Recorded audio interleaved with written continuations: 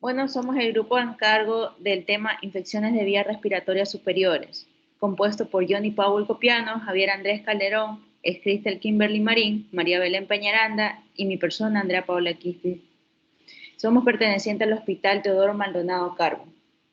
Para comenzar, tenemos que las infecciones agudas de las vías respiratorias altas son uno de los motivos más frecuentes de consulta al médico de atención primaria, tanto en los niños como en los adultos.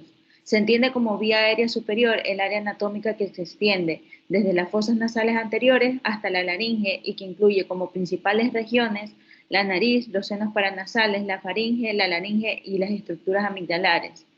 En su conjunto, las infecciones respiratorias altas ocasionan un gran consumo de fármacos. También determinan con cierta frecuencia un inadecuado uso de los antibióticos, lo que contribuye a la rápida aparición de resistencia a los mismos.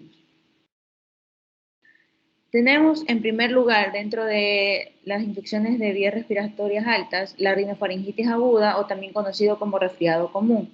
Es el proceso infeccioso más frecuente en la infancia, se caracteriza por rinorrea, obstrucción nasal y estornudos. Su etiología es predominantemente viral, encontrándose ocasionalmente agentes bacterianos en forma secundaria en casos de complicación. El resfriado es el diagnóstico más frecuente tanto en atención primaria como en servicios de urgencia hospitalarios o domiciliarios. Su etiología, tenemos que se da por dos tipos de virus respiratorio sincitial, el A y el B, el grupo de rinovirus, los cuatro tipos de parainfluenza-virus, los virus de las gripes A, B y C y los grupos de adenovirus. Así en los niños, por debajo de 2 años, los virus más frecuentes son en primer lugar el virus respiratorio sincitial, alcanzando cerca del 50% de las infecciones que originan hospitalización. En niños mayores de 2 años, los agentes más frecuentes implicados en la hospitalización son el grupo de rinovirus. La fisiopatología de esta enfermedad consta de que tenemos una vía de entrada, que sería la conjuntiva y la mucosa nasal. En esto, el virus invade las células epiteliales del tracto respiratorio superior, produciendo un efecto citopático, lo cual provoca la liberación de mediadores de la inflamación, lo que altera la permeabilidad vascular, causando así edema y la consiguiente obstrucción nasal. Además, estimulan el sistema colinérgico, ocasionando así rinorrea y raramente broncoconstricción. El rinovirus se transmite por el contacto directo con secreciones nasales infectadas. En cuanto a los aspectos epidemiológicos, tenemos que los niños pueden presentar de entre 6 y 8 infecciones respiratorias al año. La epidemiología de las infecciones víricas es similar en los países industrializados y en los que están en vías de desarrollo, afectando fundamentalmente a los niños menores de 5 años. Dentro de los factores de riesgo asociados tenemos el primer punto, que es la edad. Es más frecuente en niños menores de 5 años y puede acarrear complicaciones en menores de 2 meses. También uno de los factores de riesgo es bajo peso al nacer, no uso de lactancia materna. También tiene mucho que ver la estacionalidad, ya que está asociado a cambios bruscos de temperatura. Se puede presentar todo el año, aumentando su incidencia en épocas frías en forma de brotes epidémicos. También en niños no vacunados, tabaquismo pasivo, asistencia en lugares de concentración, por ejemplo, guarderías, mercados, cines, etcétera, contacto con personas con infección respiratoria aguda, y situaciones de hacinamiento y deficiente ventilación de la vivienda. En cuanto al medio ambiente, tenemos que la transmisión de la infección viral se ve favorecida en espacios cerrados y pequeños con poca ventilación. Asimismo, las áreas densamente pobladas y elevadas de niveles de contaminación suman a la cadena de transmisión de la enfermedad. En cuanto a los estilos de vida, como ya vimos, existen múltiples factores de riesgo que favorecen la aparición de las infecciones respiratorias agudas, entre las cuales se señalan principalmente padecer enfermedades alérgicas, exposición al humo del tabaco, la escolaridad materna baja, la no lactancia materna bajas condiciones higiénico-sanitarias, entre otros. Los signos y síntomas constan de dolor de garganta, que suele ser el síntoma inicial en niños ya mayores, rinorrea de intensidad variable, inicialmente acuosa y progresivamente espesa por infiltración neutrófila, obstrucción nasal, que es un síntoma predominante en lactantes, muy especialmente en niños menores de 3 meses, tos inicialmente no productiva, a veces tan intensa que interfiere con la alimentación y posteriormente ya acompañado de expectoración. También se encuentran los estornudos, lagrimeo y conjunción ocular. También fiebre, que es más frecuente en niños entre 3 meses a 3 años y puede preceder en horas al resto de la sintomatología, aunque más frecuentemente aparece horas después. Los criterios diagnósticos tenemos que el resfriado común es una enfermedad que se autolimita típicamente durante 5 a 14 días y se caracteriza por combinación de algunos de los siguientes síntomas. Los principales tenemos rinorrea, tos, fiebre y odinofagia. Y dentro de otros síntomas que son menos frecuentes pueden estar malestar general, disminución del apetito, cefalea e irritabilidad.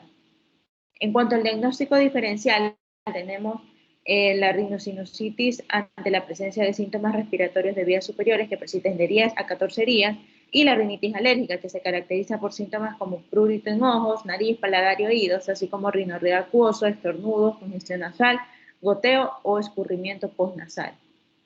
En cuanto a la terapéutica, tenemos que, ya que la etiología del resfriado es viral, los antibióticos no modifican su evolución, no se recomienda el uso de antimicrobianos en los pacientes con resfriado común, el tratamiento de esta enfermedad debe ser conservador.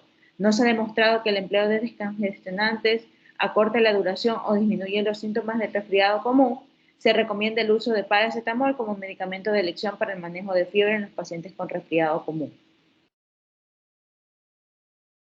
La faringitis, amigdalitis, faringoamigdalitis aguda. Es un proceso agudo febril con inflamación de las mucosas del área faringoamigdalar, pudiendo presentar eritema, edema, exudado, úlceras o vesículas. Muchos virus y bacterias son capaces de producir lo que es la faringoamigdalitis aguda y la mayoría de los casos en niños están causados por virus con una evolución benigna y autolimitada. En cuanto a la etiología, el más común es el estreptococo beta hemolítico del grupo A o Streptococcus pyogenes.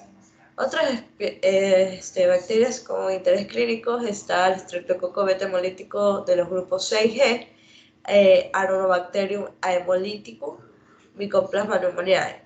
Y en cuanto a los virus, está adenovirus, Epstein-Barr, Coxsackie A, herpes simple 1 y 2, gripe A y B, para influenza, rinovirus, coronavirus y tomegalovirus. En cuanto a los aspectos epidemiológicos, se basa en el conjunto de los virus son los responsables de la mayoría de las faringitis, amigdalitis y faringoamigdalitis en niños menores de 3 años. Muchos episodios suceden en los meses más fríos o proclives del año para los diversos microorganismos. La infección por estreptococo beta hemolítico del grupo A es más frecuente en lo que es el invierno y el comienzo de la primavera, y se estima que es la causa del 15 al 30% de los casos de faringoamigdalitis en niños de edad escolar entre 5 y 15 años.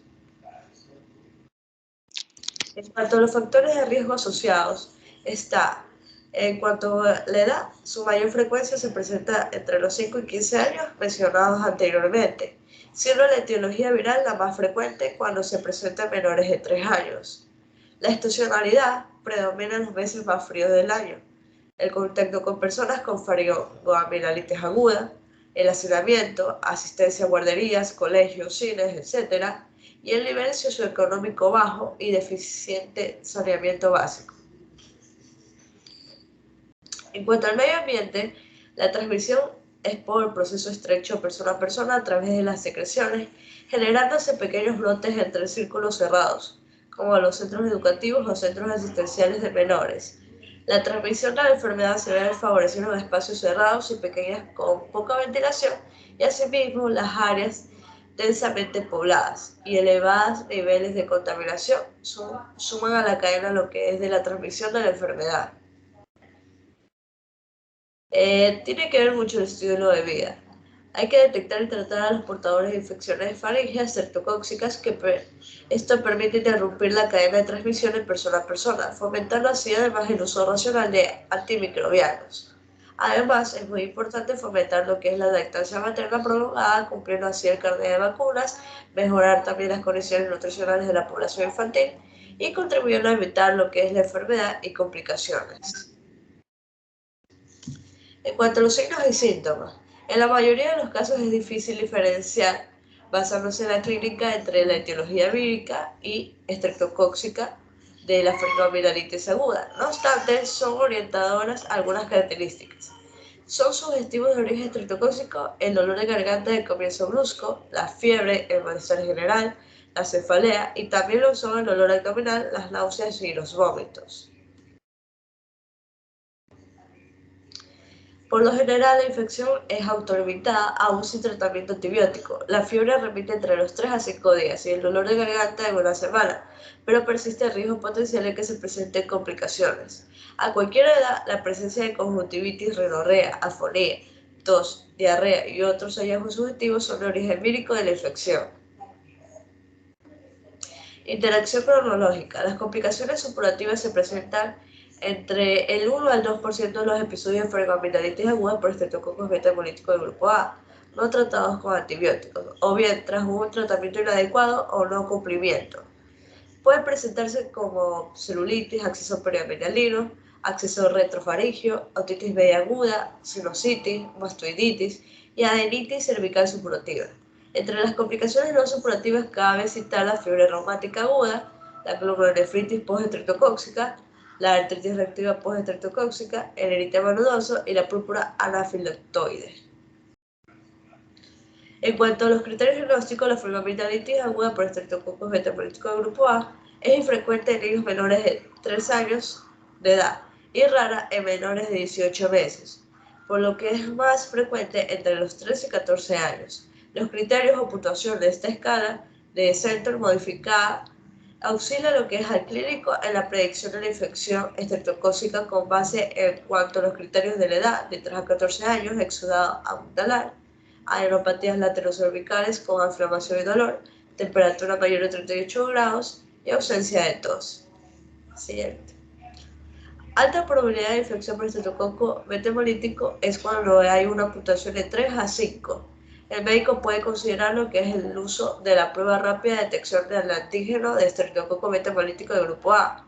La baja probabilidad de infección de este grupo es una puntuación de 0 a 2. El uso de la rutina de esta prueba rápida de detección de este antígeno no ofrece una mayor certeza diagnóstica. En cuanto al diagnóstico diferencial, hay que pensar en una mononucleosis infecciosa. Puede ser difícil de diferenciar de faringoamidalitis por estreptococo en términos clínicos y algunos pacientes con mononucleosis infecciosas pueden tener hemocultivo positivo para estreptococcus beta hemolítico de grupo A. Se debe sospechar de mononucleosis infecciosa si el paciente presenta además esplenomegalia o si los síntomas de faringitis persisten durante 5 a 7 días.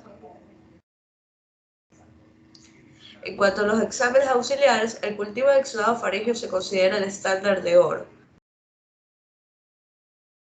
De estreptococos piógenes del grupo A. El cultivo de exudado faríngeo en medio de agar sangre posee una sensibilidad del 90 al 95% y una especificidad del 99% en la identificación de este microorganismo. El cultivo de exudado faríngeo es un instrumento de utilidad para el clínico del diagnóstico de aislamiento de estreptococo beta hemolítico del grupo A. Sin embargo, no es necesario para el diagnóstico de rutina de faringitis aguda estreptocóxica. Siguiente. En cuanto al tratamiento, para los niños no alérgicos a la penicilina se puede administrar penicilina B vía oral durante 10 días. En menores de 12 años, de 250 miligramos cada 12 horas y en mayores de 12 años, 500 miligramos cada 12 horas. Ahora, también se puede administrar lo que es la penicilina G benzatínica en inyección única intramuscular profunda. En menores de 12 años, 600 miligramos, una unidad, y en mayores de 12 años, 1.200.000 unidades. La elección de la inyección, sí, hay vómitos no asegurado de cumplimiento por vía oral. La prevalencia de fiebres reumáticas en países de desarrollo. También se puede administrar lo que es amoxicilina durante 10 días, de 40 a 50 miligramos sobre kilogramo día, cada 12 horas o 24 horas. O puede administrarse 750 miligramos al día en una dosis única, en mayores de 4 años. En cuanto a los niños alérgicos, se puede utilizar lo que es el cefadroxilo de 30 miligramos sobre kilogramo al día, cada 12 horas por 10 días. Otras opciones está lo que es, si se sospecha resistencia a macrólidos, el tratamiento va de acuerdo según el cultivo y el antibiograma. Siguiente.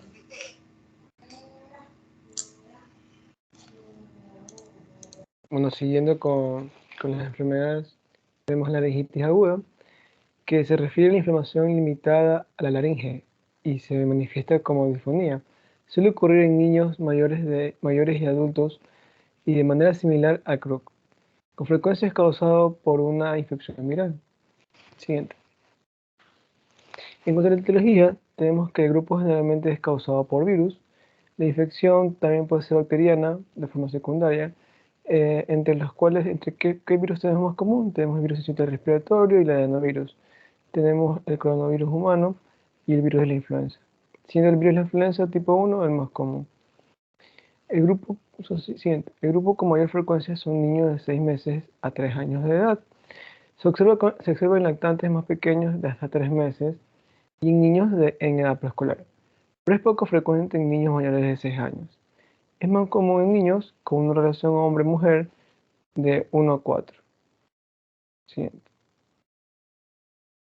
Los síntomas generalmente comienzan con secreción nasal, congestión, coriza, una progresión durante 18 a 48 horas y que puede incluir fiebre, ronquera, tos y estridor.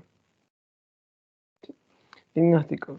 Diagnóstico de certeza solo es de presunción, por lo tanto, se requiere investigar sobre los datos que orientan a la faringoamigdalitis estreptocócica y signos de alarma una mejor toma de decisiones, ya que prácticamente este es un diagnóstico clínico. Siguiente. En cuanto a diagnóstico diferencial, tenemos la traqueitis bacteriana, que tiene características por fiebre alta, presencia tóxica, por la respuesta a la epinefrina neurofilizada. La epiglotitis, ausencia de tos traqueal, tiene un inicio súbito con fiebre alta, disfagia, apariencia tóxica, ansiedad y se siente flexionado hacia adelante. Un cuerpo extraño es un estridor de inicio agudo por la presencia de un cuerpo extraño alojado comúnmente en el esófago superior. Difteria laringia es por causa de inmunización incompleta. Prodromos de faringitis con síntomas progresivos de entre 2 y 3 días, fiebre de bajo grado, disfonía, tos sacral, estridor y disfonía. También puede ser por una reacción alérgica o edema angioneurótico, que es un inicio rápido de disfagia y estridor, posiblemente datos de alergia en la piel, como puede ser una urticaria. Siguiente. En el terapéutico tenemos que la prescripción es solamente de ibuprofeno o de acetaminofén, también conocido como paracetamol, que son recomendables para el alivio sintomático de la faringitis aguda, ya que esto es más característica, tiene etiología viral, lo cual no se trata con medicamentos, solamente se trata los síntomas. Siguiente. Listo. Muchas gracias. Buenas noches, soy Johnny Copiano. Ahora les voy a hablar sobre la traqueitis. Este es uno de los problemas más importantes a lo que se refiere a la obstrucción de tipo reversible de la vía aérea. Y esta va a responder específicamente, nos referimos a ella cuando hablamos de una inflamación de la tráquea. ¿Ya? Esta puede ser tanto por causas de origen bacteriano, puede ser por causas de etiología viral o incluso también de origen micótico. Y esta va a estar presente aproximadamente en el 5-14% de los pacientes que requieran terapia intensiva. Es por eso que es muy vital el momento de diagnosticarla, dar rápido con ella. Siguiente. Cabe recalcar que si bien como ya se lo dijo, hay varios agentes que la pueden provocar, que como ya se mencionaron, están los hongos, están los virus, están las bacterias, el Staphylococcus aureus, el estreptococo de grupo A y el Haemophilus influenzae serían los agentes etiológicos más frecuentes que la pueden producir. También se ha descrito que las infecciones virales y el estado inmuno comprometido de la persona pueden predisponer a que estos puedan tener este tipo de enfermedades. Siguiente, por favor. Dentro de las manifestaciones clínicas tenemos que esta va a ser principalmente dada en lactantes y los niños menores y estos van a presentar una serie de síntomas agudos de obstrucción respiratoria, incluso estos pueden llegar a fallas respiratorias, por eso que se mencionaba que muchos de estos pacientes pueden llegar a periodos críticos. Estos incluyen lo que son taquipnia, fiebre, estridor, tos e incremento de las secreciones de boca y nariz. De hecho, el lactante suele estar somnoliento o combativo en caso de tener una hipoxemia. Siguiente. Dentro del diagnóstico, tenemos que es de vital importancia tener en cuenta toda la historia clínica del paciente, el examen físico de este, ya que mediante este podemos sacar sospecha de a qué nos estamos enfrentando, y la sospecha clínica en las cuales el conglomerado de esta va a ser la clave para un buen diagnóstico, ¿no? El diagnóstico definitivo, una vez ya teniendo sospecha previa de la clínica, de esta traqueitis se va a lograr por medio de la laringoscopia directa o también por medio de una traqueostomía preferentemente efectivizada en ambiente quirúrgico o por otorrinolaringología pediátrica. Siguiente.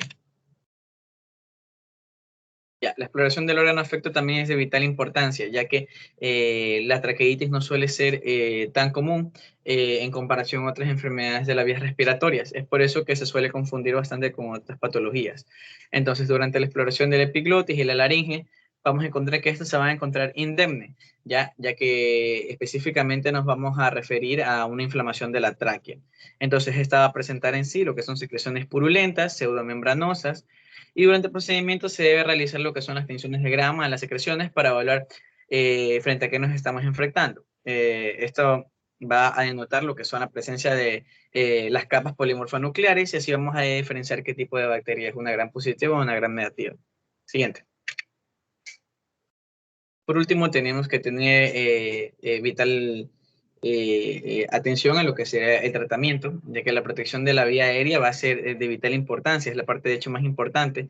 Los niños pequeños y lactantes suelen requerir lo que es la intubación orotraqueal y nasotraqueal, hasta que las secreciones e inflamaciones hayan disminuido por lo menos o hasta que estos se encuentren en una oxigenación completa. Después de haber establecido una vía aérea, debe instaurarse lo que es el tratamiento antimicrobiano para poder combatir lo que es la infección, ya sea parenteral de amplio espectro. En ocasiones también se suele requerir lo que son las broncoscopías. De esta manera logramos facilitar lo que son las remociones de las secreciones, ya que estas suelen ser bastante espesas y suelen obstruir lo que es el árbol bronquial. Y el esquema antibiótico debe ser específico para los microorganismos que ya hemos mencionado, específicamente para Staphylococcus aureus y Streptococcus, que ya los mencionamos con anterioridad. Muchas gracias.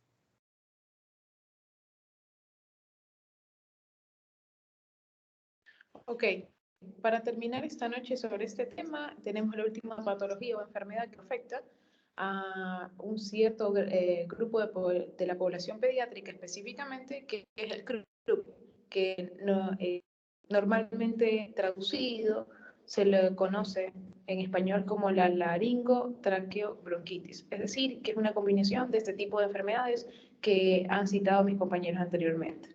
¿Qué es el CRUP? Se refiere al síndrome específicamente clínico que da por afectación de voz disfónica, tos seca, estiridor inspiratorio y frecuentemente va precedida de lo que es un episodio de coriza, rinorrea clara y leve aumento de la temperatura corporal del infante. Algunos niños, especialmente con historia de atopía, es decir, con algún tipo de patología alérgica, presentan un cuadro procedido de lo que son síntomas virales, que pueden ser comúnmente confundidos con los que son resfriados comunes simples. Para poder entender un poco mejor lo que es el CROP, se lo necesita clasificar y entre el más común, el que más afecta a la población infantil, va a ser el de tipo espasmódico. Ambos tipos de CROP, ya mismo mencionados y tratados y especificados más después en las diapositivas, van a ser tratados de acuerdo a la sintomatología que el paciente presente, siempre haciendo énfasis en lo que son los síntomas y signos que se presenten en el infante. Siguiente. Los agentes etiológicos. Existe una gran variedad de los agentes etiológicos que afectan en esta patología, pero específicamente vamos a mencionar al que encabeza la lista, que es el adenovirus tipo 4 y 7, donde se encuentran este tipo de adenovirus, donde se encuentran los grupos específicos de niños en edad pediátrica, que son las aulas de clases. El tipo 2, 3, 5, 8, 11 y 14 también afecta, y el 21, pero quienes más específicamente de los adenovirus que salen positivos con el CROP es el 4 y el 7. También tenemos el virus de la influenza tipo A y el tipo B por los brotes de la comunidad. la parainfluenza tipo 1, 2 y 3, el virus sincitial respiratorio, el rinovirus, el enterovirus y el Streptococcus pyogenes. Siguiente.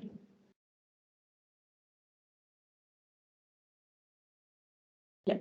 Para explicar un poco sobre la fisiopatología de esta enfermedad, todo empieza por una molestia que el paciente va a tener en lo que es su vía aérea superior. Se va a caracterizar por una obstrucción, la cual en los niños, que mayormente es la población afectada, se va a dar a la que se va a caracterizar por las anomalías anatómicas que puedan tener a la edad de un lactante, la diferencia entre un lactante y un niño de 5 años.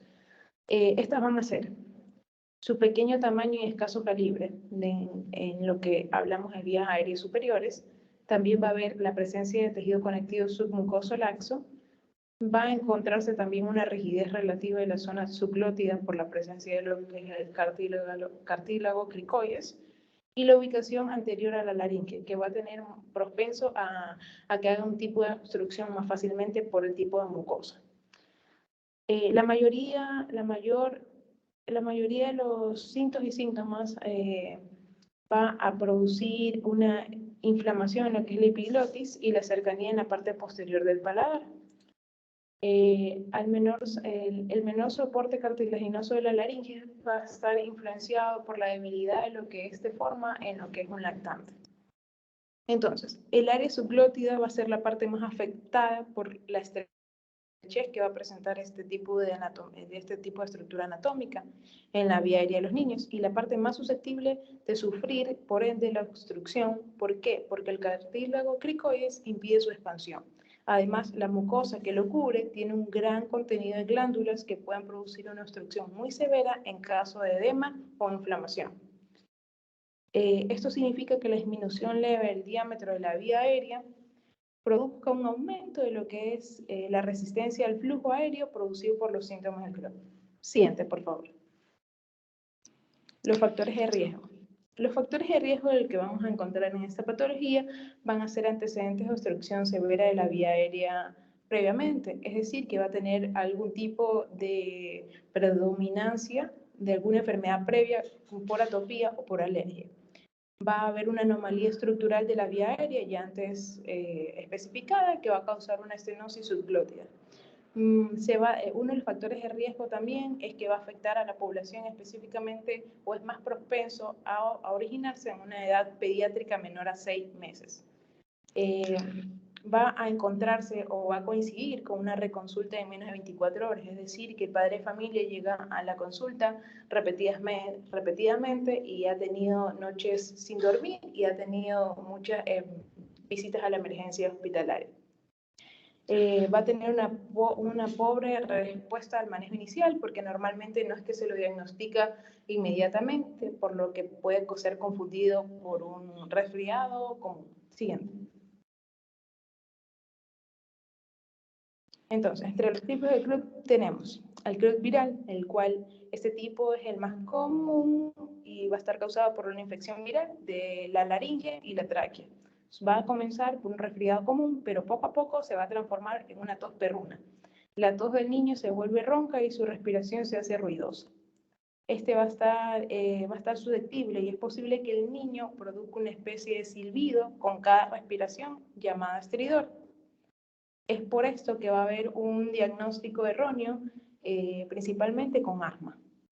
Pero la mayoría va a presentar lo que es una fiebre baja y algunas temperaturas hasta 40 grados centígrados, que sería ya un signo de alarma. Siguiente.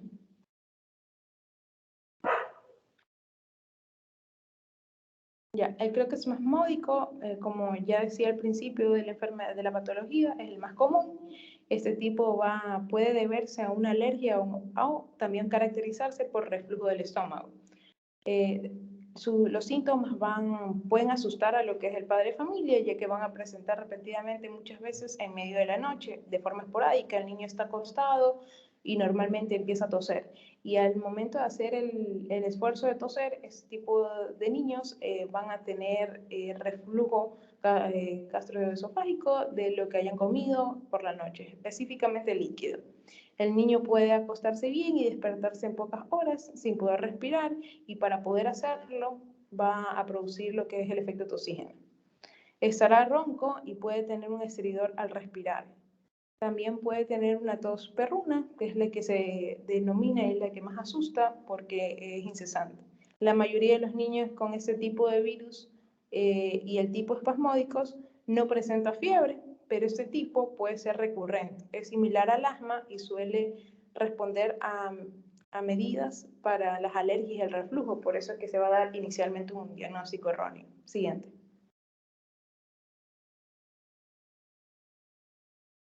Ya, el clopidogrel, este aquí va a estar caracterizado por casos leves, especialmente cuando el niño llora y está activo.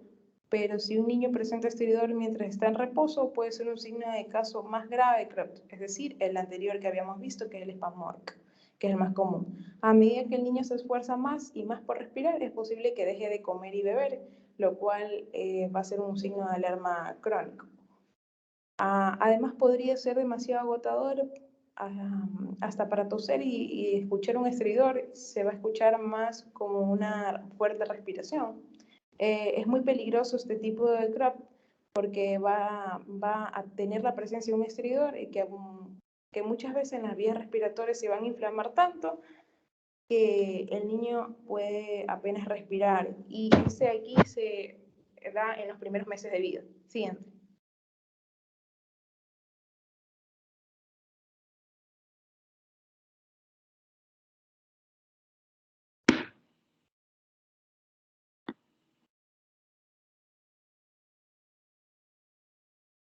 Perdón, ya cambió.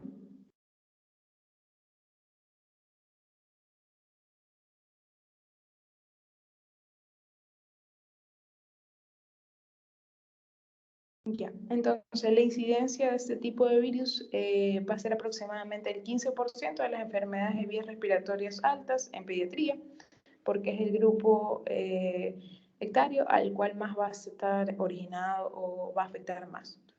Aunque pueda ocurrir en niños mayores, es decir, hasta menores de 18 años, hasta los 17 años y 11 meses, es poco probable. A quienes menos afecta van a ser a los niños de los 3 primeros años de vida, y es claramente más común en niños que en niñas. Siguiente.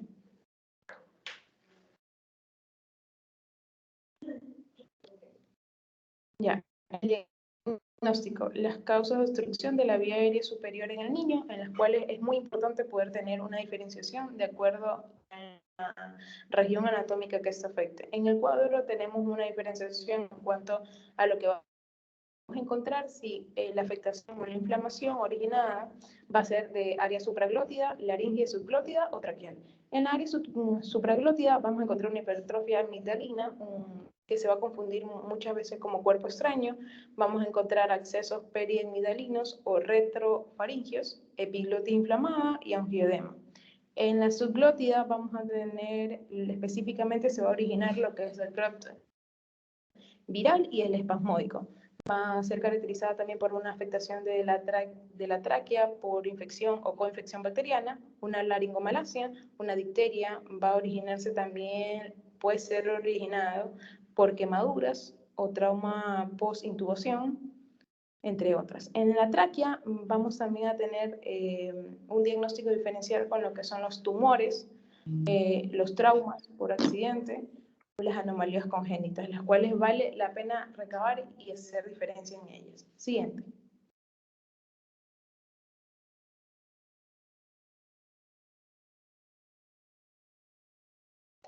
Ok, dentro del diagnóstico diferencial del CREPT, según su evolución del estridor, según el sonido que vamos a ocultar en el paciente pediátrico, puede ser agudo o crónico. En el agudo se puede originar lo que es una laringotraqueitis aguda, una epiglotitis aguda, una traqueitis bacteriana, un cuerpo extraño laringio, una difteria, un edema angioneurótico, un acceso retrofaringio. Lo que es crónico se va a subclasificar de acuerdo al espacio anatómico, que sea laringio o traqueal. El laringio va a estar dado por el espacio glótido y el subglótidos, en la cual vamos a encontrar una laringomalacia, una estenosis subglótidos, una hemangioma subglótidos, una parálisis de cuerdas vocales muchas veces. Eso de aquí es importante diferenciarlo. Y en la traqueal va a estar involucrado lo que es el anillo vascular, la estenosis traqueal. Siguiente.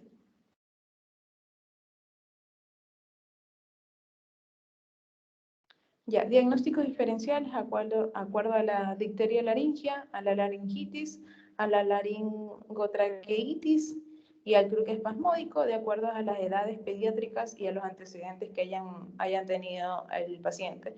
Y tomando en cuenta síntomas y signos que se vayan desarrollando alrededor del cuadro clínico. Como bien dije, este no es un tipo de patología diagnosticada a buenas de primera. Normalmente se tiende a confundir bastante y entonces este cuadro sirve como para poder ponerle una flechita a lo que tiene el paciente y a lo que no tiene el paciente y a cuál diagnóstico nos direccionaríamos como profesionales de la salud. Siguiente.